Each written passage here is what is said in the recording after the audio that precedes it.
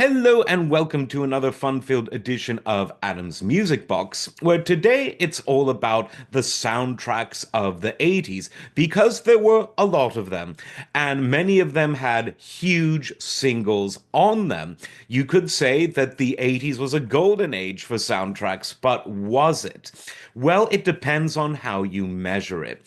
Let's look at the sort of the 20s, 30s, and 40s, an era in which so many of the big hits, the so-called songs of the Great American Songbook, they came from stage and screen. They came from Broadway musicals and the film adaptations thereof. Think Rodgers and Hart, people like that. And in the 50s, this trend tended to continue in a major way. So much so that the top selling LPs of the 1950s were in fact soundtracks. Think things like the South Pacific was a huge selling soundtrack, and others, Rodgers and Hart becoming Rodgers and Hammerstein by then, etc. And so these soundtracks were of films and of Broadway musicals. But that's somewhat misleading because while it is true that a lot of pop music in the 50s did continue the 30s and 40s trend of being a trickle down from the Tin Pan Alley writers of stage and screen, what also was true in the 50s is that the single was still king. Although the LP was the latest and greatest of all things, the single still remained the dominant form with which people would interact with recorded music. Now, soundtracks are obviously tricky because a soundtrack is a cohesive piece of music or a cohesive set of songs that would take a lot of singles to line up in a row. So the LP was tailor-made for the soundtrack era, if you will, because look, here's the whole soundtrack on one, or in some cases, two LPs, and there you go. Where for, your pop artists of the 50s, not all of them, but most of them were still more laser focused on, right, let's put out a single, the good one on side A, the mediocre one on side B, go back into the studio and do it again a few months later.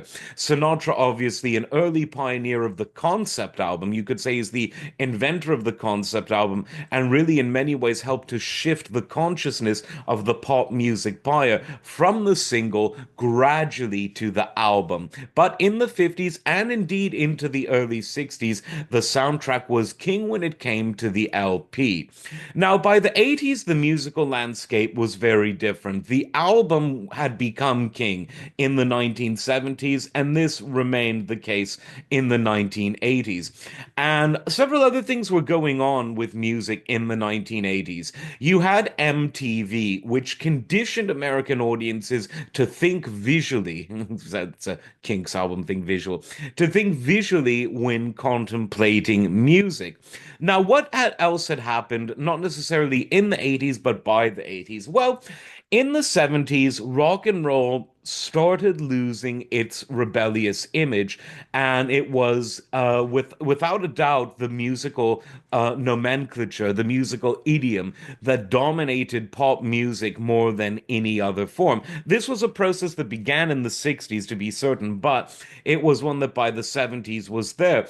And so if rock and roll became acceptable music for grown-up people to listen to in the 70s, by the 80s it became acceptable for corporations to exploit this trend. And when it comes to the movie studios, oh boy, did they ever. And this includes both original songs, and by this I mean songs that were composed and performed for a soundtrack, and it also includes the film studios who put these soundtracks out licensing existing, relatively recent pop songs to put on these albums. I've of course got Top Gun, one of the top-selling soundtrack albums of the 80s, behind me, but just consider how many soundtracks were big in the 80s.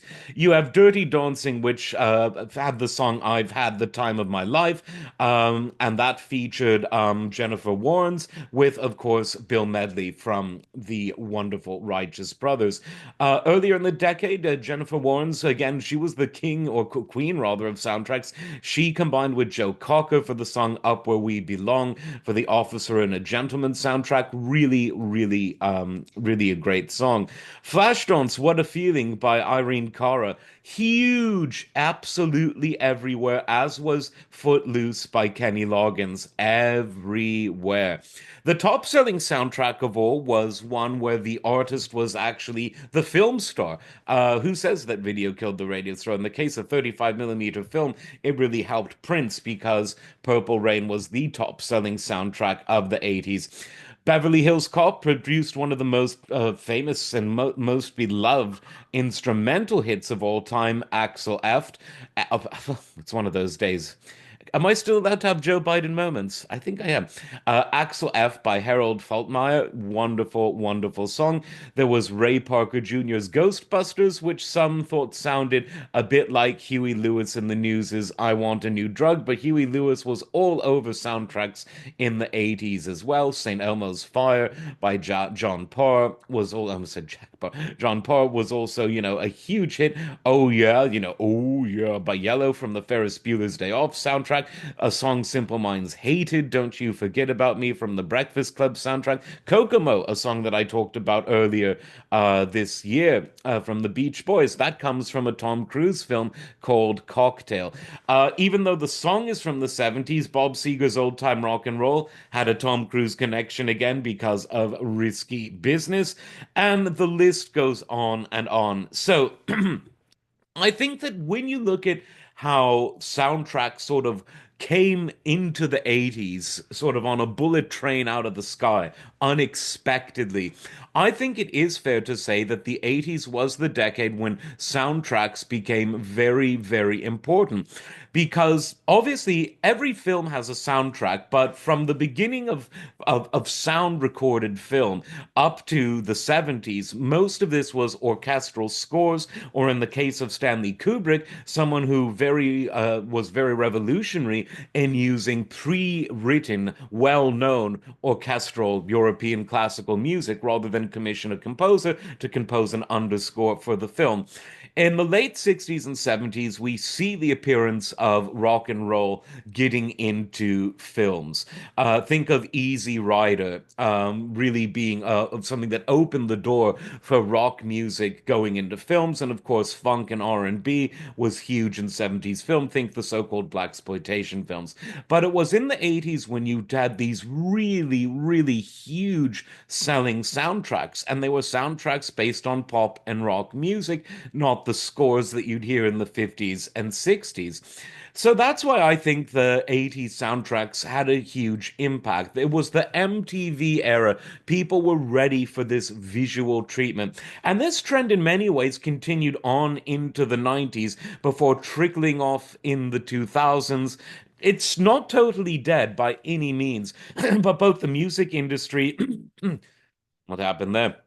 And the movie industry are not what they used to be, budget cunts and all. So, that's why I've concluded what I had about soundtracks in the 80s. But let me know what you think in the comments. And as always, like and subscribe, and we'll see you next time.